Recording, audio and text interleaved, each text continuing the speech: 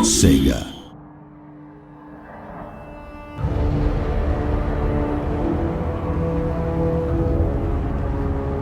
Hello, good evening, and welcome to the latest Total War Warhammer campaign walkthrough video. Today we're going to take a snapshot of a campaign we've been playing as the Empire, and the usual caveats apply. We're still a good 2.5 months from launch, and well into balancing and polishing. So you may see some placeholder bits and bobs, and many of the values on show may well change as we nudge everything into place. Okay, so we're 71 turns into the game here, and as you can see from the overview map, we own the full provinces of Reichland and Middenland. We started by conquering Reichland, and we've recently taken the 3 regions of Middenland from the faction of Hochland, who just weren't playing ball diplomatically, which frankly is their loss. In terms of our immediate neighbours, we can see that Bretonnia has been rather badly ganged up on and pretty much taken out of the picture. The vampire faction of Mousillon has emerged the strongest here, while Bordelot is very much in the game still, as are our dwarfen chums of Carrack-Norn. Wissenland rules to the east, and beyond them the vampire factions who are breaking out of the Sylvanian provinces towards us. Looking at the diplomatic status overlay, we're feeling relatively secure at the moment. All factions marked blue are our allies, testament to some good treaty making on our part early on. Just north you can see the Skulltakers, a roving tribe of savage orcs who tore into our territory some turns earlier, but we managed to send them packing. So with friends around us, but vampire enemies in the mix too, there's all to play for. Guarding our northernmost point of expansion and providing much-needed public order to the newly conquered and therefore unstable province of Middenland is Emperor Karl Franz himself. He's got a fairly well-balanced low to mid-tier army with him, composed of great swords, swordsmen, crossbowmen, Reichsguard and mounted pistoliers. Karl himself is currently equipped with the Sword of Swift Slaying, a charmed shield and an obsidian lodestone, which offers him some magic resistance on the battlefield. Skills-wise, we've been focusing largely on improving his combat abilities, making him an all-round better warrior, and we've unlocked his early mounts. So let's upgrade his Pegasus for a tasty buff to its charge bonus. Otherwise, the only other skill we've given him is in his campaign tree, which helps his army to march further on the campaign map each turn. We've yet to tackle his quest chains and earn his epic gear, but we'll definitely be making time for those soon, as the buffs on them, as you can see, are pretty major. Now, each race has its own set of campaign mechanics, and something that's unique to the Empire is its offices, which we can see here on the offices panel. Lords and Legendary Lords are the only character types who can be assigned to these roles, and the only character who can be promoted to the office of Emperor is, of course, Karl Franz, for fairly obvious reasons. Other lords can be assigned when they reach the level requirements as well, so let's assign Felix von Rauken to the office of Treasurer.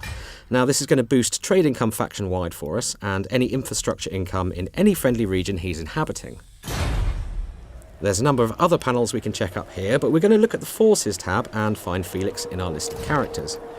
So there he is, and we can see his new title has been added to his name. In fact, let's rename him to something a little more befitting his new station in life. Yes, I think that should do it. You can rename all your characters except your Legendary Lords, of course. Okay, let's head back over towards Altdorf, and we're going to have a look at the Empire Tech Tree in a bit more detail. So techs in the Empire Tech Tree are unlocked as you build specific buildings. So once you've built a rally field, for example, it offers buffs to our core infantry, as does the barracks. The blacksmith improves weapon and armour upgrades of various units, so let's go ahead and crack on with researching improved light cav armour. Now, Altdorf is your starting city as the Empire and the provincial capital, but it's the only city that you do start with. And to be honest, your first turns are probably going to be spent building up your forces and looking to expand and capture the entirety of Reichland. I think we had all these settlements under control by around turn 20, and much of our focus since then has been on improving our infrastructure to unlock better units and boost our income. Here in the building browser for Altdorf you can see what we've built and of course what we're driving towards in terms of recruitment. Income is derived from our capital city, various cash generating buildings in outer settlements, plus any exploitable resources in the region. We've got some clay pits in Altdorf here, for example, so that's contributing towards our trade tariffs. And if we examine Grunberg here, we can see that certain chains are limited by the maximum size of the settlement. And with pastures in this region, we can use cattle to bring some good growth and replenishment benefits to the province.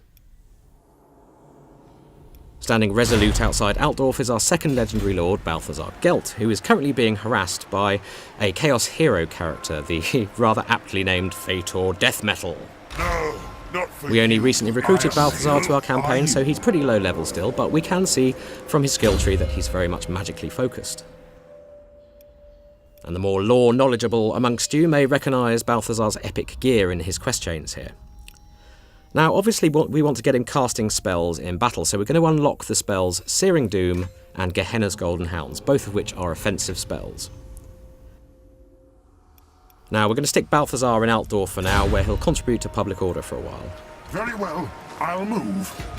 A quick glance over at our neighbours here reveals the influence of vampiric mousillon. Corruption is spreading and twisting the foliage into something more vamp-friendly. Now, as we saw on the overview map, we have some vamps to our east too. And in fact, our mid-term game plan here is to keep our local loyalty solid, so we have some friends to call on if things start getting a bit too bitey on the borders. One last stop on our brief tour then, and we're going to head northeast, where we have one of our Empire Captain heroes on an exploratory mission towards the Chaos Wastes. Now? Rupert Sunscryer here is making good progress into uncharted lands, and he really isn't that far from the Chaos Wastes now. And the mere presence of chaos is starting to twist the land as well, and just north of Rupert here we can see just how that's happening. Black rocks are rising from the stony earth, lava flows are opening up, and arcane artefacts are beginning to appear. Add in the bitter weather up this way, which only gets worse the further north you go, and you're looking at a pretty inhospitable and attritional landscape. Okay, that's all for now. We hope you've enjoyed this gameplay snapshot, and do keep tabs on our social media channels for more campaign and battle videos coming your way very soon.